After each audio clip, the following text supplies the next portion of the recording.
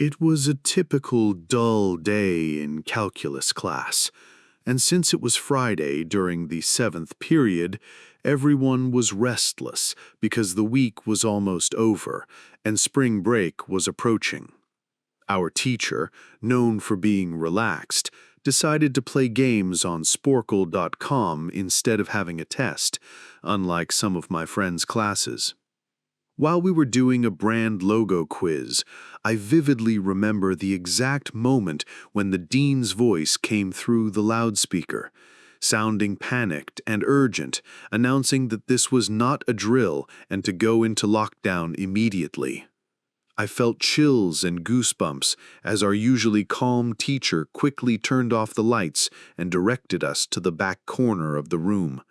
We sat in silence for about 2 minutes, and then the buzzing from a panel in the back stopped, indicating that the school had cut off all power, making us realize the seriousness of the situation. After a few more minutes, we heard a man screaming loudly from the hallway. 2 girls in the class started crying, which heightened our fear.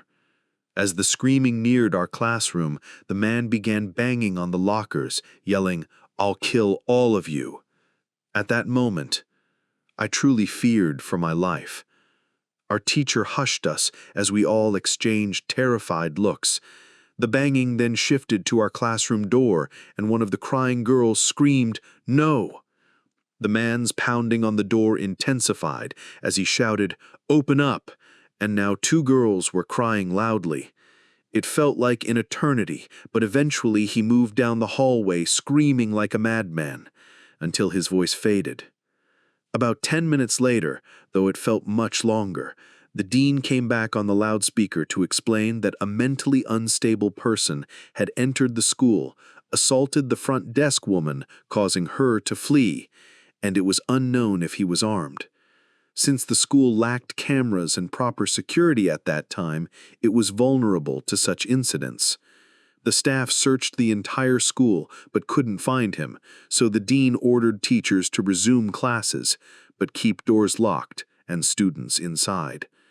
The most unsettling part was that a janitor later found the man sleeping in a storage closet with a .44 Magnum reportedly sticking out of his pocket. Apparently, the janitor might have accidentally woken him, as by the time the police arrived, the man had disappeared. To this day, my class doesn't know if he was ever caught, but I hope he's receiving the help he needs. Our school divides lunch into 2 periods. The first for all 6th graders and some 7th graders, and the second for the remaining 7th graders and all 8th graders. The lockdown took place at the beginning of October on a day that was overcast and rainy during the first lunch period. I heard 4 loud booms, which I thought were thunder, but then the entire lunch crowd began screaming. I initially thought the kids were overreacting, but campus security rushed in, yelling for everyone to go to the multi-purpose room. Those in line for lunch had to discard their meals and join us inside. My friends and I, along with many others, entered the large multi-purpose room, all wondering what was happening. The room has a back wall made of see-through glass, which security quickly covered with curtains, and adults were stationed at every exit. My friend Eric, like the rest of us, was curious and asked an adult what was going on. He returned and told us that there was a mentally disabled man who had barricaded himself in a house in front of TMS, presumably the school, threatening to commit suicide and kill the cops if evicted. He had been seen walking around outside the school, watching the kids in a disturbing manner. To make matters worse, he was a registered sex offender. We were confined to the multi-purpose room for an entire hour, which took up 2 class periods. Once the situation was resolved, we were escorted back to our classrooms one by one. Later, I learned from my friend Brandy that this man lived next to her. She had seen him on Halloween the previous year, cutting his arm and writing, "Don't come here or I'll kill you," in his own blood on his window. At the time, it was assumed to be a Halloween prank, but after this incident, it was clear he was mentally unstable, and we were relieved he didn't come closer to the school.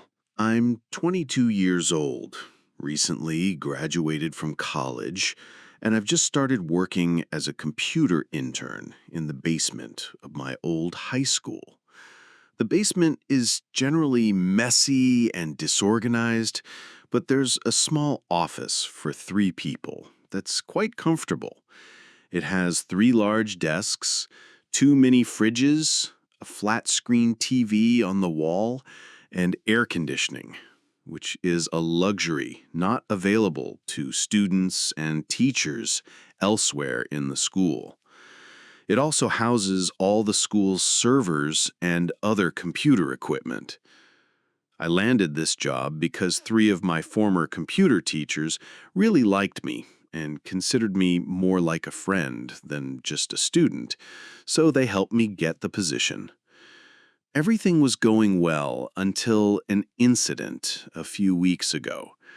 My colleagues, Dave and Gary, who share the office with me, were upstairs working on some paperwork at the time. I was having my lunch when I received a call from the front office informing me that the school was on lockdown because someone, possibly armed, had entered the building. Since our office doesn't have a proper door, just an open entrance, and the basement door doesn't lock, my options were limited. I turned off all the lights and my computer screen for safety. I tried texting Dave and Gary, but they didn't respond. I sat in the dark playing games on my phone for about 20 minutes, waiting for the all clear to resume work. I had no idea what was happening upstairs since I couldn't hear anything from the basement, and I wasn't allowed to make calls until the lockdown was officially over. Suddenly, I heard the basement door creak open and footsteps running down the stairs toward my office. I quickly hid under my desk. Someone entered the office but didn't turn on the lights, and there was complete silence, which terrified me. I was afraid that any sound I made could be fatal. Then, my phone made a notification sound for a text message, which scared me even more. The footsteps came closer, and in a moment of panic, I came out from under the desk, pleading with whoever it was not to hurt me.